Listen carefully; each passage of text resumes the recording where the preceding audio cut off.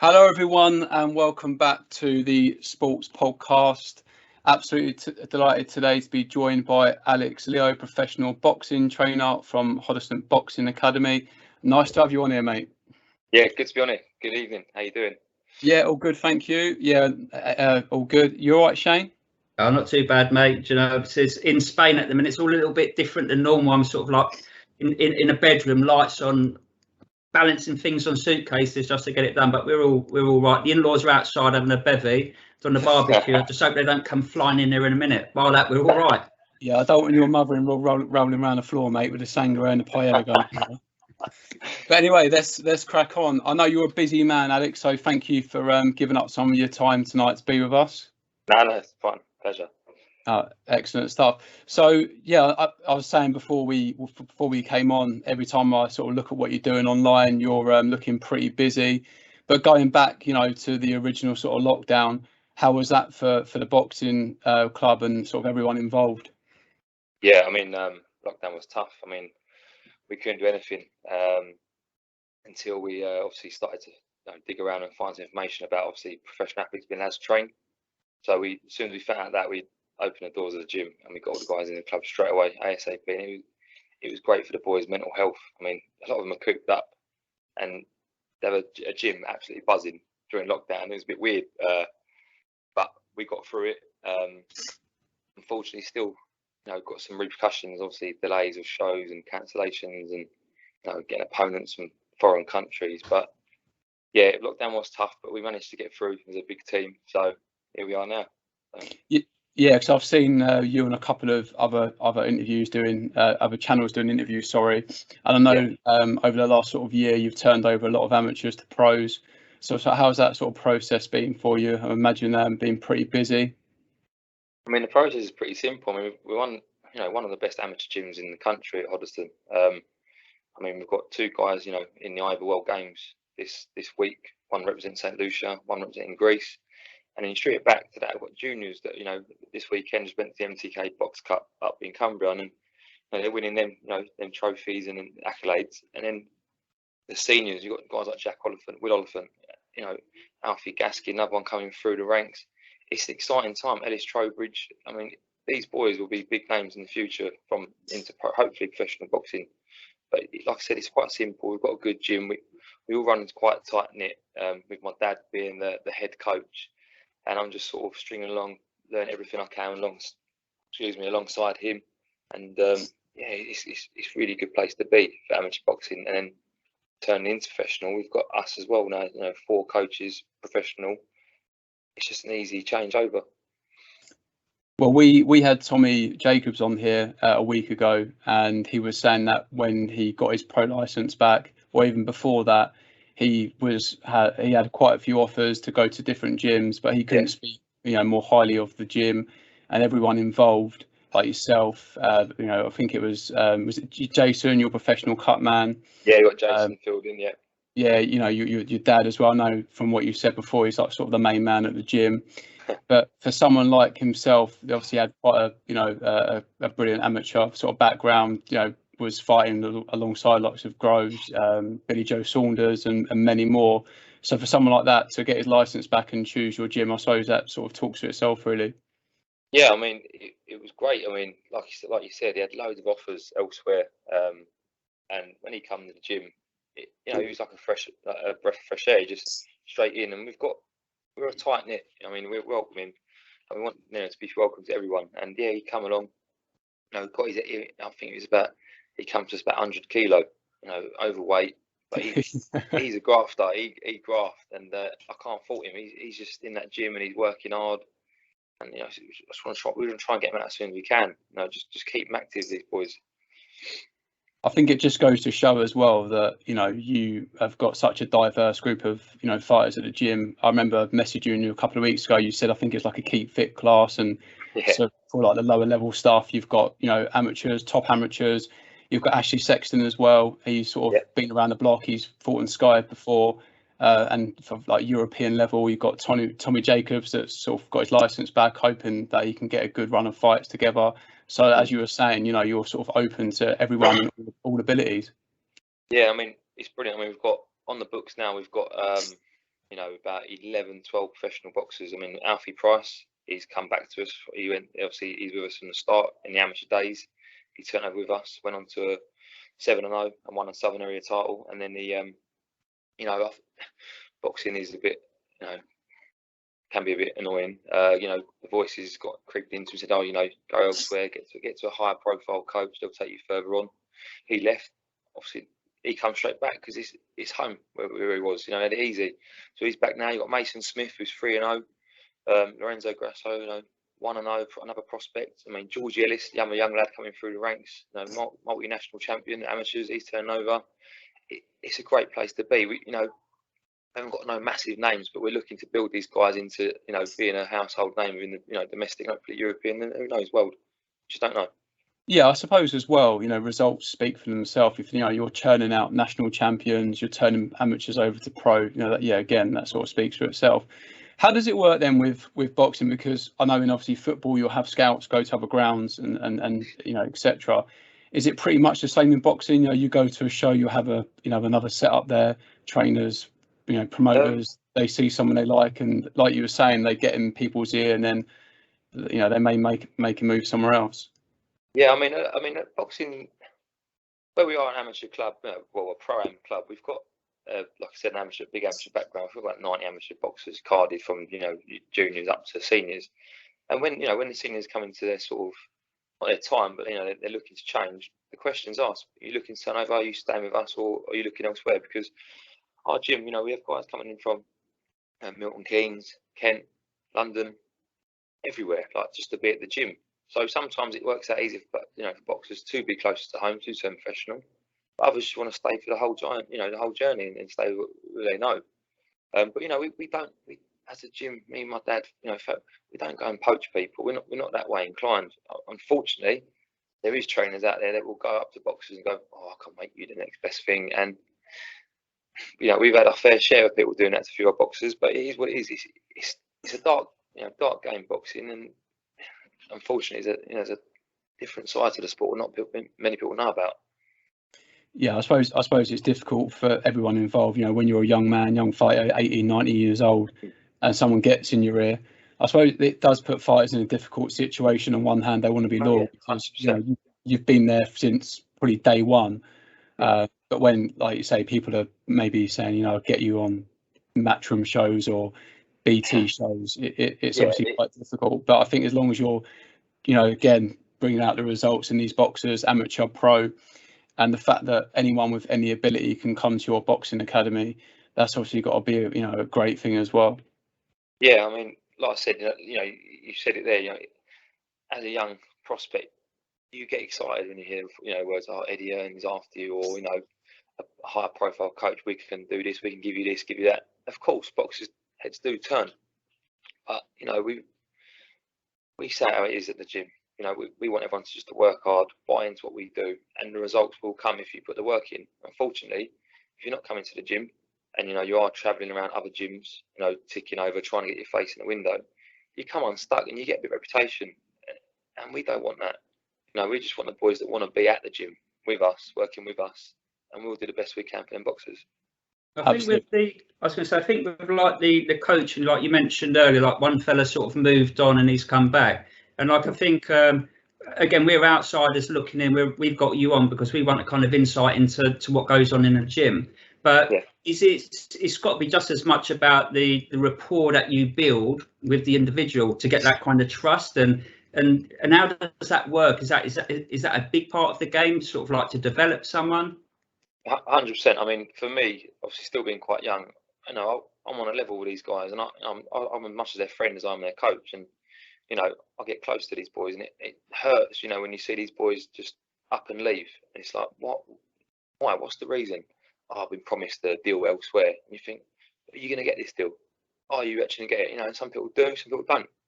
And you know, good luck to them. But it's hard because like I said, it's a family-run gym. We're all good, close guys. You know, Jason, me, Fabio. You know, even Julian, who you know works in our satellite gym up north. He comes down once a week. He tucks in with us. It's just a big, you know, clog, and we're all working together for one goal. These boxers just to be the best they can. But people, unfortunately, just want them for the money side. and they will use and abuse the boxer because they've got something about them as well. We do it all for the love of the sport. Unfortunately, there's not many like that anymore. I think it speaks for itself when Tommy Jacobs drives from, I think he said Colchester to Hoddesdon. Which I can't remember how long, but I know it is at least an hour and a half. An hour and a half one way, yeah. So 3 hours travelling every day to go to a particular gym. I think that speaks volumes. But moving away from that a little bit, something that really interests me is in boxing is, unfortunately, occasionally we see the worst of boxing when people get hurt in the ring, and even occasionally sort of lose their life, which is obviously a devastating side of boxing. However, on the flip side of that, we're always hearing about how boxing is saving people, maybe young people from nothing to do, going down the wrong path, maybe getting into crime. But I think for yourself, Alex, is just a perfect sort of person to ask. How much of that do you see yourself? Youngsters coming in the gym that otherwise maybe doing something a little bit naughty, or just sort of getting to the point where there's no turning back.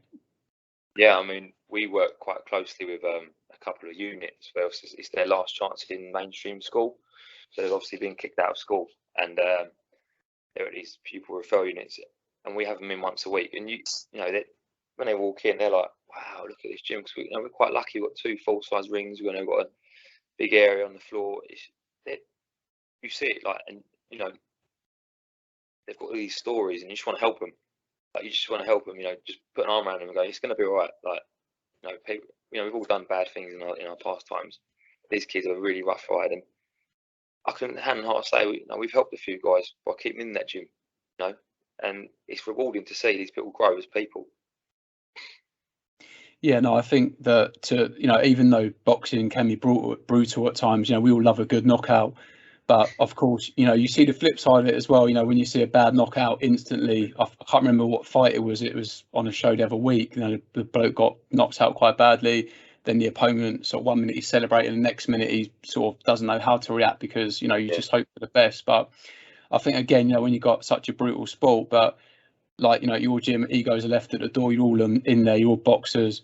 Everyone has respect for each other, and to get youngsters in the gym and maybe learning some discipline, a routine. It must be nice for yourself and the team to see people progress and use boxing as a focus point. Yeah, 100%. I mean, like you said, we run these keep fit classes, and they're for recreational. So we do them from the minis, which is ages 7 to 10, and then we do 11 to 16. And that middle group, there's a lot of kids there that they look lost, and they come into the gym just to vent out some frustration. Oh, can I spar? I want to spar. Hold on a minute, you just come to my gym. You want to spar? Yeah. Let's teach you. Let's try and teach you. Let's have a look at you first. And yeah. And week by week we break them down, because one thing we do is discipline. We want these kids to learn. There's manners and there's respect. Towards other people, not just I'm angry, I want to punch someone in the face in the boxing ring. It doesn't work like that. And and it's nice to see after a few weeks these boxers, they've toned down a little bit. They've got a bit of respect for each other, and also the teamwork amongst each other as a unit in that group is brilliant. Yeah, that must be nice to see that happening and actually have a focus point. But absolutely. Just before we sort of move on as well, I know from speaking to you previously, you I don't know if you're still boxing, but I know previously you've done a bit of everything. I think you played rugby, a bit of boxing. Talk to us about that, because I know you're not just a trainer. You've done a bit yourself, and I think you played rugby at a very high level as well. Yeah. So I was always the big kid in the class. The biggest one, tallest one, and I never really liked rugby. I was always as a goalkeeper. I was down at Orient as a kid. Not just training with them in the academy. Played district and county in goal. And just one day, I just woke up. I just didn't want to do it anymore. I was bored of being in goal. And my dad was like, "Come on, let's get, a friend's a boxing club actually. Whose son's boxing club. Like, get him down the rugby club. He's a lump. Get him down there."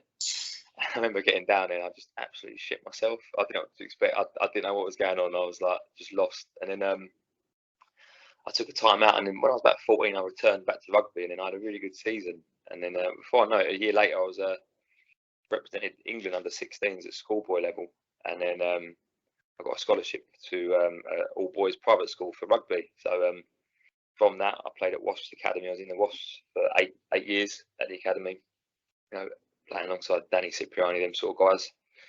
And then from there, you know, you go out on loan to these championship clubs, you know, to get the senior experience.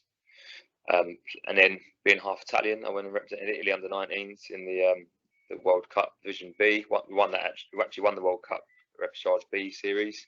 Yeah, we don't like Italy much at the moment, but we'll let you off for that. I'll keep talking about Italy more. And then I went to under 20s and under 20s Italy, and I played for the senior sevens team as well for Italy. And within that time, I was still playing club rugby at like a national league level, which is like the equivalent of like a League One football team. And and to this day now I'm still playing rugby. Only a couple more seasons, I think, and I'll probably have to knock it near my body. Can't take it much anymore. But and then boxing side, I was always in the gym as a kid, with obviously Dad being in the gym. But again, didn't really faze me the slightest boxing. But then he sort of persuaded me to get in the gym. So I was getting a bit out of line a little bit. And he brought me down, and I got a whooping. I got an absolute beating by a kid probably half my size, and I went mental. And then I walked out of the gym, and then it's just one of the things. I found love for it again about 21. Had my first bout at 21, and then I had my last bout about 3 years ago. But with lockdown and you know being cooped up, I've decided to have one more year in the amateurs, just another year. So I'm getting my medical tomorrow to have another crack at the amateurs just for a year. Why not? So going through your history, then you just obviously like hurting people. Rugby, obviously, a very physical boxing. I can't so sit still. I just all being well, then when are you looking to get out and make a return to the amateur scene? Well, I'm hopefully getting re-medical tomorrow afternoon, and then I'm trying my hardest to get everything set up to go to the King and the Ring tournament, November the 6th in Sweden. I went there before, and it's a great tournament. There's clubs from Denmark, Sweden, England, Ireland, around the world, and you compete over 3 days. And I'm pushing for that, but it all depends with time frame, how I get on. Yeah, mate, I don't know how you fit it in your day, you know, all the coaching, all your sessions, but obviously, you know, all being well, obviously all the best for the medical, and so going forward with the stuff in Sweden, hopefully you can get there. But talking about professional boxing, amateur boxing, we often hear, I think it's been well documented recently, you know, likes of Campbell Hatton, and obviously like Conor Benn, he's sort of making his own name for himself now. But when they first sort of come on the scene, everyone was saying, you know, they had, you know, limited amateur backgrounds, and a lot of the sort of the pundits were saying they were more suited to the pro game. What I want to know is what's the main difference between amateur and pro? Because for me, it seems strange because, again, you know, me and Shane, you know, we sit on the outside, we have our opinions, but when you're an amateur and you've only had like 10 fights, we had a fighter on here, he's headlining at York Hall next month. He only had 10 amateur fights before he turned over. How does that work? Because for me, like if you think of any other sport like football, for example, you know, you're not 1 minute having a kick about with your mates and then going to sign for Charlton. Obviously, there's a process, an academy. So yeah, I'm really interested to know what the biggest difference is between pro and amateur boxing. I think with amateur boxing, it's just getting that experience of actually boxing in front of a crowd in a ring. You know, it's different. You know, amateur boxing is fast. You've got to work hard for 3 rounds, you know, 3 3s or 3 2s, be it. As where pros, you can sort of take your time because you're obviously doing 4 minutes or 4 rounds, sorry, or 6 rounds or 8 or 10. So the feet slow down a little bit. But yeah, I mean, we always try and get our guys to have enough experience so they're ready for, you know, professional boxing. Some people who's out there, you know, that are naturally gifted, that can just pick up the professional sport and work hard at it and just be naturally good at it. But I advise young fighters to stay in amateur boxing as long as they can, really, just to get.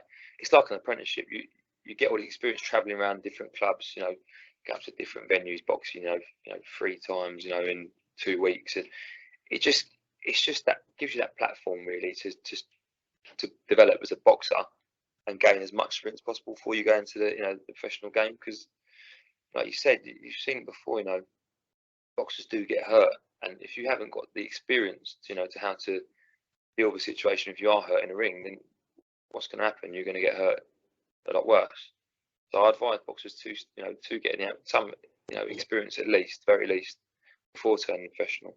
And to be honest, putting those rounds in like the amateur scene and everything, obviously, I'm guessing that's building your engine, because if you got, I mean, if you've done 30, 60 bouts as an amateur, surely, as in your stamina, as how you can sort of like put yourself through the round, through 2 minutes, through 3 minutes. Those amateur fights, obviously, you can go into the gym and you can spar, but it ain't the same, is it, as going in. You're in a fight, whether it's an amateur fight or a pro fight. The difference between sparring and that step up into the ring as an amateur or a professional, I'm guessing with the amateur, is that giving you the engine, the benefit, like when you step into pros? Because like maybe you see these pros who've had maybe 5 amateurs, 10 amateurs, they get into the pros, they get into a fight, and maybe like 3-4 rounds in, they're blowing. Does that give you the engine? I think, as an amateur. I think it's just, like I said, touching, it's the experience of how to get through your rounds. I mean, you don't want to blow it in one round and you think, fuck, I've got 3 more to go. Being an amateur boxer, you've got to, it's fast, it's 3-3s if you're a senior or whatever. But yeah, like you said, you've got to be able to learn, the experience of pacing yourself, your strengths. So if you have a good first round, then what, you just going to switch off for 2, 3, and 4. That experience of the amateurs is to learn coach yourself how to get through the rounds, really. And it's all experience, all learning. Do you see much of in the gym where, because I used to swim at a respectable level, but before I used to compete, I used to get so nervous, have 15 wheeze, etc. I couldn't stay still, so I probably burnt up a lot of nervous energy. But do you see fighters in the gym that can turn it on, look great, but come fight night, and like you were saying earlier, in front of a crowd, an audience, maybe sometimes a hostile environment, which you'll fight somewhere else? How much of that do you see where people just can't take that from the gym into the real thing? Yeah, I've witnessed it a few times. A couple of boxers, I'm not going to name them, but they're fantastic. They are great sparrers. Fantastic. You think, God, this kid can do the ABAs, and then you get to, I don't know, say you're boxing in Kent away somewhere, and you're literally sitting there, I scratch your head thinking, I'm watching the same kid. Like, it's just that pressure, and people, how to deal with that pressure situation. Some people have either got it or you haven't got it, or someone they pick up later on the line how to cope with it. I've seen it many times where they're fantastic on fire in the gym, come to fight night and they're just flat every time, flat. And you think, what can we do as coaches? Is there anything as coaches we can do? Because we're giving you all the right tools, all the right sparring, all the right conditioning, all the right everything. But it comes to that fighting, there's just no spark. It's just they're flat and everything's gone wrong, really. But yeah, how is that for you in the corner? Because again, if you're watching people like in the ring that are putting in a substandard performance compared to what you really know they can do, that must be tough. It's frustrating. Yeah, it's really frustrating, because obviously, like, what they're capable of. You're with them. Like, think about amateur boxers; they're in 3-4 days a week with us, so we know what they can do. And when they put in a lackluster performance, it's frustrating. It really is. But what can you do? You just got to go back to the drawing board and try and work harder. Sometimes can that be down to like the ability of the other fighter, where you think, okay, the ability of the other fighter has put him in this position, he's made him look like that, or it's just a case of you think, no, actually you can do him. This is, do you mean this is that's when it's hard? Because if someone, the ability wise, if they're on top of them and you can't perform, then you might have a bit of a problem. But even if you've got someone like that and you're coaching your fella, even if you think the other fella's got a bit of ability, you've got to be able to say something to your man, haven't you, to try and 100% G him up. Yeah, definitely. I mean, I've seen guys, no respect to opponents, who should be wiping the floor with guys lesser than them, and they're struggling.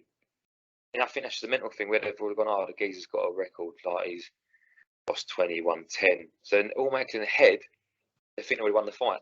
Yeah. And the famous saying that I've always used and my dad uses, records are for DJs. Don't always believe a record, because honestly, it can bite you on the arse, I tell you. Well, we were talking a couple of weeks ago about Journeyman and how fundamental they are for the sport of boxing, and I was asking another boxer, sometimes these journeymen that are meant to come up to shows just to help pad someone else's record, sometimes they just turn up and think, do you know what, I'm going to have it today.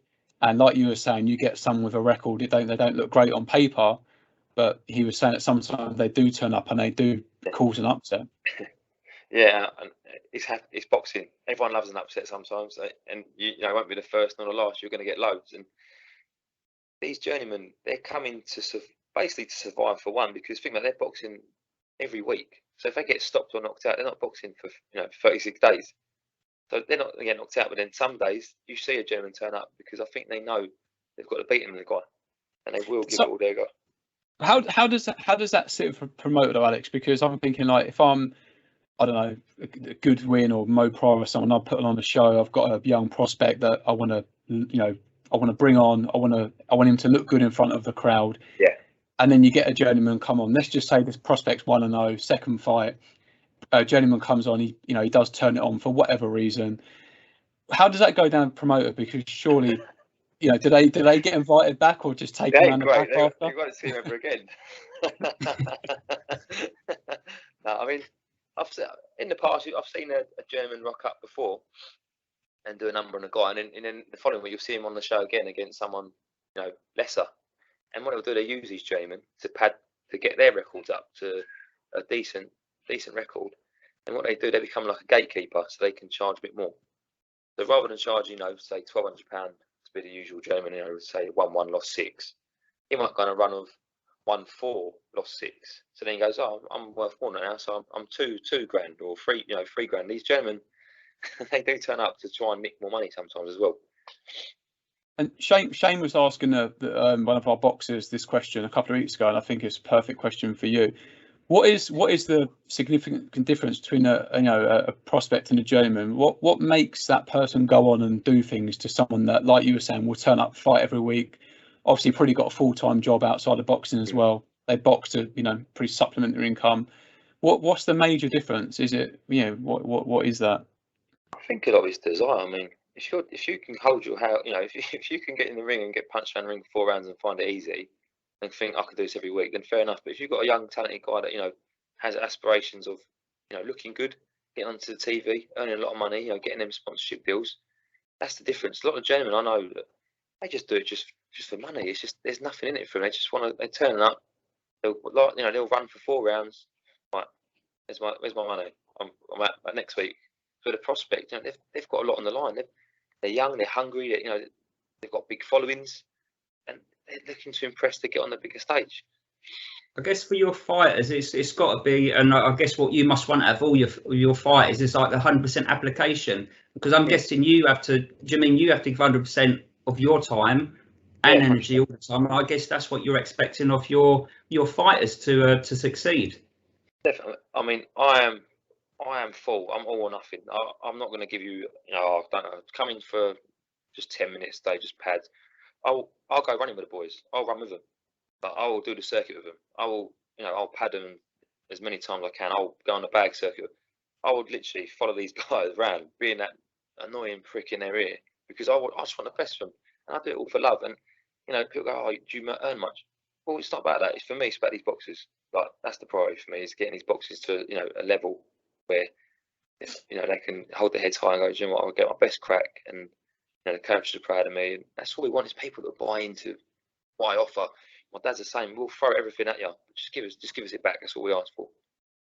I guess that's what I'm saying about earlier, is about being able to build that rapport and build that chemistry. Because if you've got that rapport and that chemistry, then I'm guessing whoever's with you, they want to give you the 100% back. And do you mean if I go somewhere, Tom will know if it was Cry, if it was something else. If I've got someone who I don't think who's invested in me, who I can see going around the dojo and they're sort of like, whatever. But if I've got someone who I can see is helping me, who's helping the next person, and all he wants to do is better me, then when you've got that kind of character in front of you, all you want to do, you almost feel like obliged that you have to perform for the coach or for the trainer, because if they're investing that time in you, that's what you should be looking back, I think. 100%, I agree. I couldn't agree more. I mean, like I said to you before, we put everything in, and all we want is a box back. But unfortunately, we do get them boxers where they will just take, and then the following week they're in another gym. And you think, there is boxing. There is no loyalty. It is horrible. It is horrible. And we've had it done to us a few times, and it ain't nice. No, I'm not going to start slating boxers. No, but they won't be welcome back because we have a strict policy. Once you leave that door, you never come back. I mean, Alfie Price wasn't, is different. He had a lot of going on, and and that's different. But anyone else, I mean, you go. That's it. You make your bed, you lie in it, and if it don't work out, you ain't come back to us. We don't want to be no one's second best because we give too much just to be second best.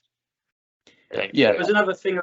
Oh, go on, sorry. I was going to say there was another thing I was thinking as well about going on into boxing. It might be more in relation to your pro fighters or something. And I was talking to Tom earlier. I was thinking, like, obviously, footballs and managers, they'll have a look at what the other team are doing, how they perform, what their tactics are. And with the coaches, is it all about is your game plan about your man and getting the best out of your man, or do you have to take on board your opponent, what the opponent brings to the table? How do you sort of go about that with your fighter?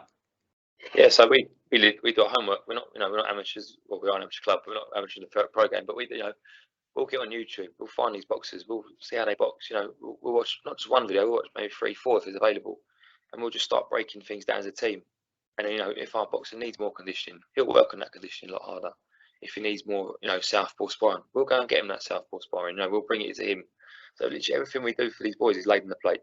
We want to make it as less stressful because in this game, unless you're signed to a big promoter, you've got to go and sell tickets still. You've got to go and run around after your promoter. You've got to chase this one out. And we, as coaches and a management team as well, we just want to make everything easy for the boxer to not think about.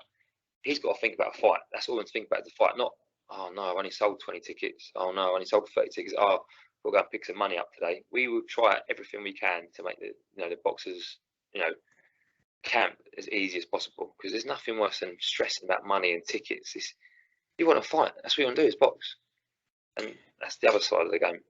When you talk about sparring, obviously we know why fighters do it, but when fighters are sparring, how much are they sort of holding back? I know they're getting in there trying to find their distance and getting their fitness up and etc. But when I think about it, how much are they not trying to hurt each other, but how far off the real pace are they? I know they probably have heavier gloves, they've got head guards on. How does that work? Or do you occasionally get someone having a spar and it just sort of you have to jump in, sort of holding them back a little bit? I mean, at the start of camp, at the start of camp, we try and it's like an easing spar, so they only do like 4 rounds, and it's sort of just like they'll just feel each other out. But towards the end, towards the end of camp, the rounds do get quite intense. Not in terms of they'll start squaring off to each other, but bombs are being thrown and there's intention to hurt each other.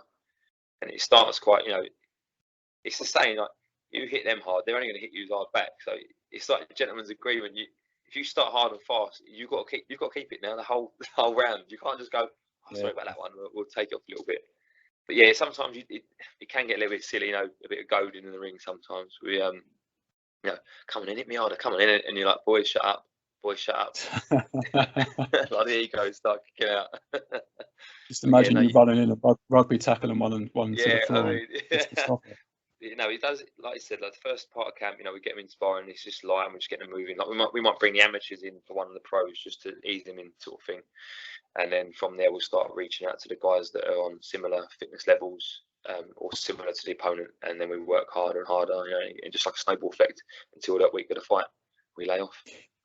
Yeah, Tommy Jacobs was saying on here last week that he often spars the pros, and then the amateurs will jump in as well, and equally he's getting a run for his money.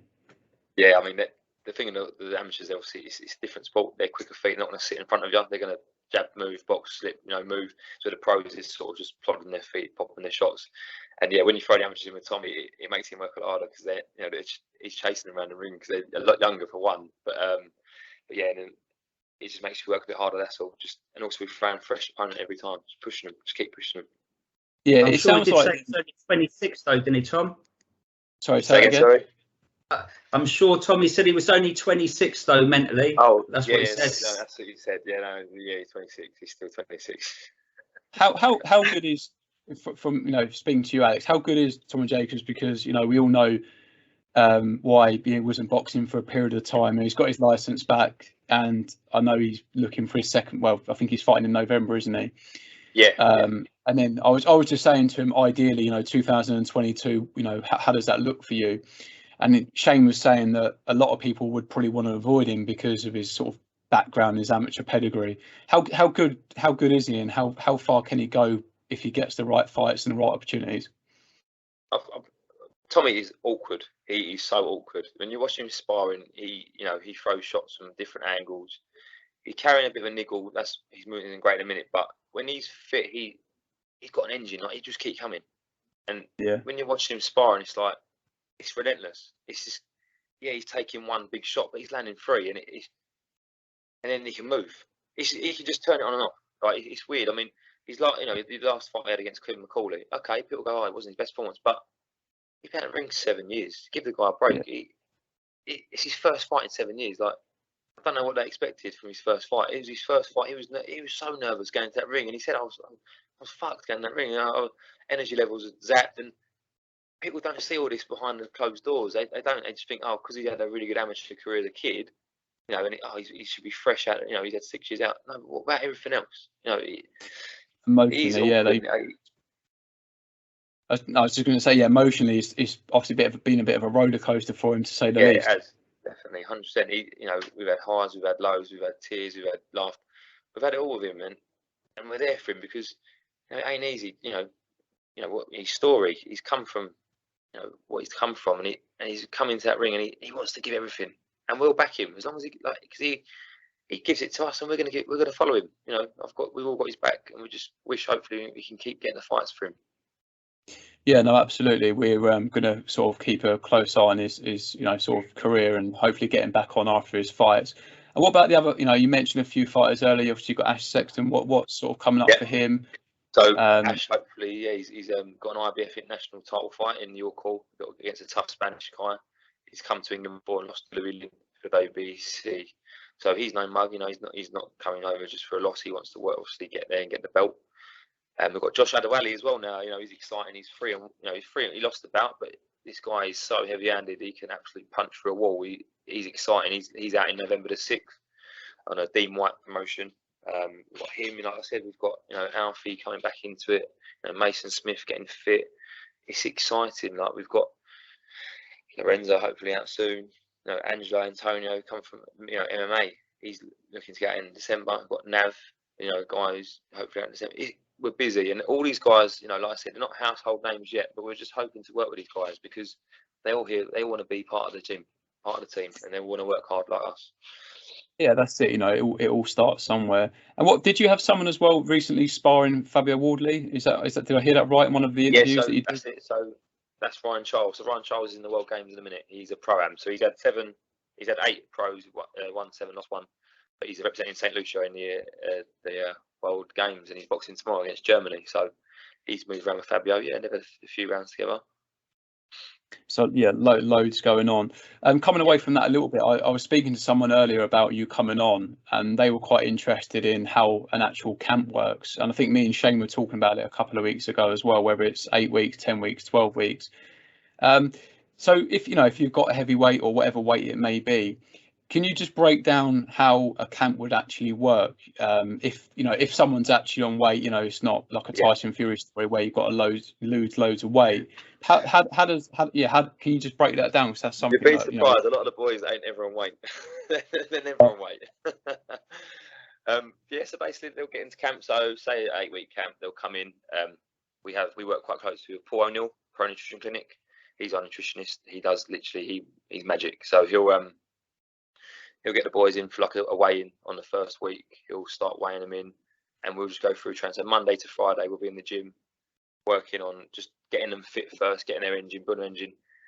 And Paul will be in that gym with us as well, keeping an eye on their hydration levels, and then talking about their food, what they should be having after training.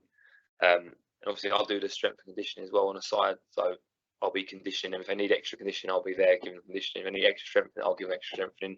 We'll use other people as well for strength conditioning who we trust, and it's everything. Like, they'll come in the gym, first session. Say day 1 could be right. nice and simple. You've been at the gym for, I don't know, 12 weeks. Nice and easy. Just shadow, skip, bit of bag, bit of pads. No sparring, don't need to. Just get back in the gym and then a nice circuit to finish. And every day, every week, it gets tougher, tougher, tougher, tougher. And like I said, we're professional. We've got, you know, a hand wrapper, cut man on go, standby. So we'll do the hands for them, wrap them up, give them all the VAS, all the bits and pieces for sparring, pools there, nutrition and hydration. My dad, me, Fabio, we're there by coaching, you know, putting our bit of knowledge into them. And that's it, really. We just all come together as one big team, ran this boxer, and we're just basically just putting them through the camp, you know, just making them work for a camp. And the last week of fight week is just sort of tapered down. They won't spar, you know, no more than about 6 days, 7 days, you know, before the fight, and from there it's all just tapering down, light runs, you know, stretches, lots of mobility stuff, and then we go fight night. Necessary risks. I think it's what we was talking about earlier about like the training camp and everything. So you've obviously gone training camp. You got to the point where you're sort of a week away. You're then coming into the fight, and I'm guessing like you have game plans for your boxers in particular fights.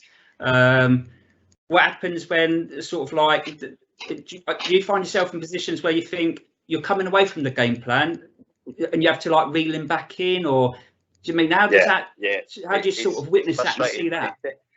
I mean, like, so.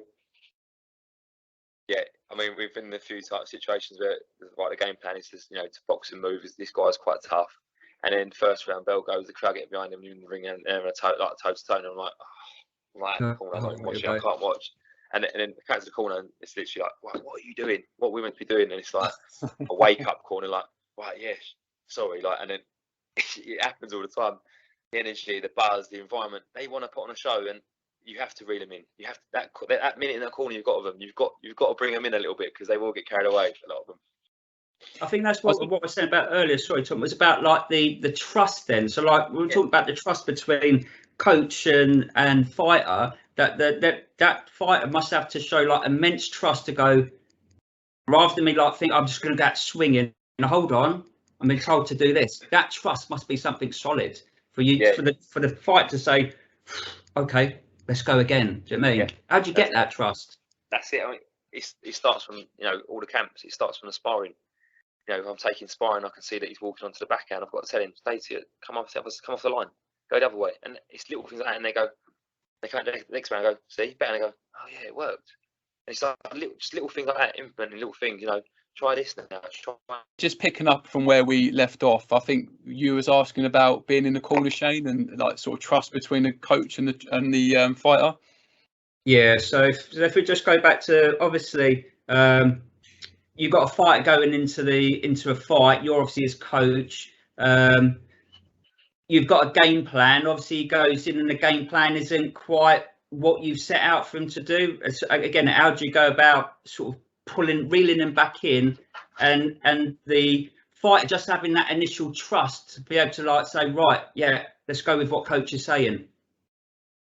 I think the main thing is obviously like it sends back to the camp. So like, you know, in sparring, you know, trying things in sparring, tell them what to do, and they try it, implement it, and it works.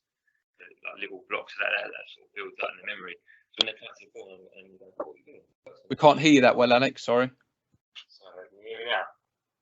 That's a little bit better. Yeah. Yeah. Sorry, mate. So that's all right. So yeah, I think it goes back to like being in camp together. You know, little things. You know, implementing things in camp that actually work in sparring. When they come to the corner, you go, why are you not doing the practice? Why are you not doing that? And they sort of go, it's just having that ability just to, you know, show that, you know, we can see everything around the ring and just trust what we're trying to say. No, absolutely. Yeah, we can hear you a bit better then. But yeah, just moving away from that as well. Obviously, we've spoken about training camps, fighters, and obviously a lot about trust. And we've seen recently, you know, quite a high-profile fight. You know, Anthony Joshua losing. I know it's a few weeks ago now, but you're the first sort of professional coach we've had on the channel. So just really wanted to get your opinion on it, because I think it's like everyone's saying that he needs to go in there, impose himself, rough him up a little bit in the rematch. But just wanted to get your opinion on that, and if you agree with that.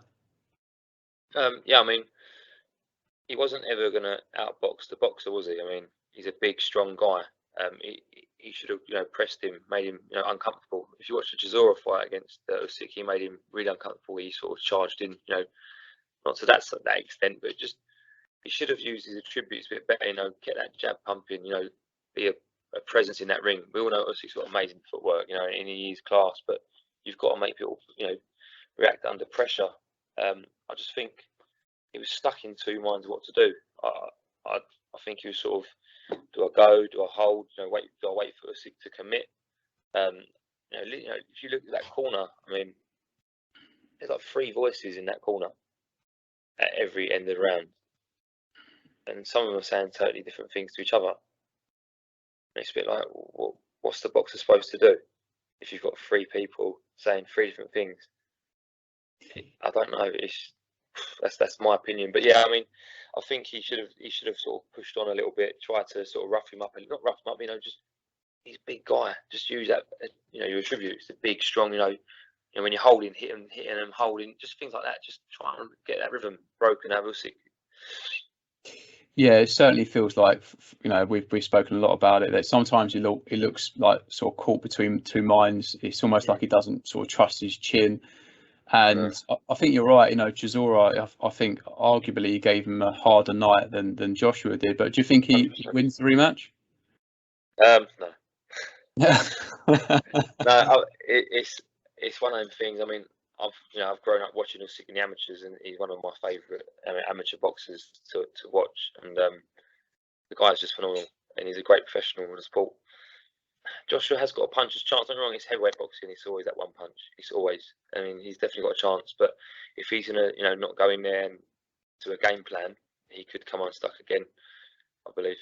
I think as well, you know, as much as people question Joshua's tactics, I think sometimes we forget about how good Usyk was on the night and give credit where credit's due, because he is, you know, a great mover. He's, you know, he can clearly take a punch as well. And I think, you know, people forget sometimes that he's an undefeated fighter. Yeah. And I think personally he's only going to get stronger at, you know, in the heavyweight division. Yeah, I mean, anything against this, obviously his age, I think he's 33, 34 now, so obviously the time is ticking. But yeah, I mean, he'll just grow with confidence now. You know, he's beaten, you know, a gold medalist and a former world champion. You know, and you know, he'll just grow. Like you said, I think he really wants the Tyson Fury fight to unify. I think they'll push for that more than the AJ rematch. I know Eddie Hearn's got plans to get AJ straight back over there in Ukraine or wherever it might be. But yeah, like you said, he's going to grow in confidence now, and he'll take it all in his stride, I believe, and I think he will. I think he'll do it again. Like I said, if Josh hasn't got a game plan. I suppose I've got to put it a bit on you now, then, Alex. Really, like, let's just say, for instance, Josh was your fella. Josh was your fella now, and it's like, what are you saying? What you got to do next, Joshua? If this is like you're talking to him, your coach is your fella. He's down to you next fight against Usyk. What do you tell him he's got to go and do? Or what should he improve? For me, I think he's got to take a gamble a little bit. I mean, it's like I say, it can be one punch, but you know, if you're sitting in that pocket, you know, in the ring, hesitant, and you're not throwing shots, and you're getting clipped with these flashing shots, what chances you got if you're just sitting like in the middle of the ring, just waiting? You've got to press on. He has to press on, and like I said, like Chisora, rough him up, make him really uncomfortable, make him work that a little bit harder. It was all up, one pace, and I think that it fell into his hands. Yeah, I'd be like literally just jumping over him, not jumping over him as such, but you know, a lead hand in his face, constantly throwing the backhand, and just keep under pressure on that back foot, just keep moving forward. If he gets in tight, if he gets in close and he closes the space, has he just got to wear him down, weight on him? Lean over him, let his hands go up and up, pull him down, just take everything out, you know, be a bit more nastier. You know, just that killer instinct, you've got to have a bit of, just almost like do what he was doing that got him to the point where he was world champion. You know, sometimes you'd watch him in fights and he got clipped and he got hurt and he almost just switched like street mode, where he was like a proper brawler. But yeah, no, it obviously makes for an interesting fight. And what about if Usyk and Fury get in the ring? Who do you favour in that one? That one's interesting because where Fury is so much bigger than Joshua, I don't know. I really don't know. I mean, Usyk has the speed and the skills, but Fury's just so elusive for a big guy, and he's a big guy. I just think the reach might trouble Usyk as such, but then again, he's been dropped now, what, 5 times in 2 fights? Is his resistance going to be able to withhold someone who can throw faster and more volume? It's interesting. It's a great fight, I think. Yeah, no, absolutely. We're all intrigued to see all these fights made. But anyway, listen, Alex, it's been an absolute pleasure getting you on the channel again. I know you're a busy man, so thank you for coming on. And also, a massive shout out to everyone at Hoddesdon Boxing Academy, yourself, Ashley Sexton, Tommy Jacobs, and your professional cut man, the one that sort of got the ball rolling, if you like. Everyone's been an absolute diamond to deal with. So, thank you very much. We're very grateful for your time. And of course, any other fighters that you've got coming up, amateur pros that want to jump on, just point them our way, and we'll happily get them on. I've got some good guys that have got some good stories I'm sure I will share with you. So definitely, I'll get them across. Thank you for getting me on. Really appreciate it. Thank you. Absolutely, and in time as well, if it's possible, we'd really like to come down to the gym and do. Always welcome. Yeah, because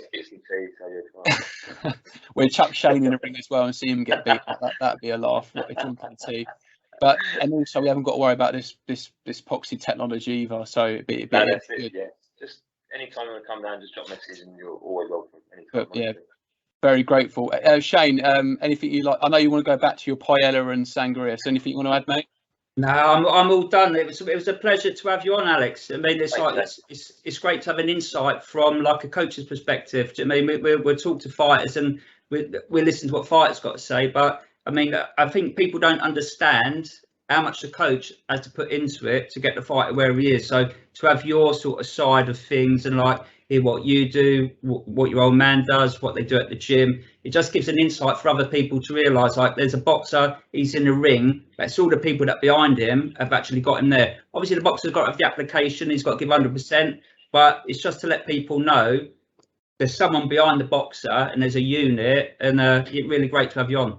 Yeah, I think just to add to that, I think you're 100% Shane, and for what you do is just such a fundamental part of the sport. Without people like yourself, then none of it's possible. So yeah, credit to you and your team, and yeah, thank you for coming on. But we'll let you go, mate, and we'll catch up with you soon. Brilliant, thanks guys. Take care. Have a good evening. Thank you. Top man. Thank you very much. Cheers, guys.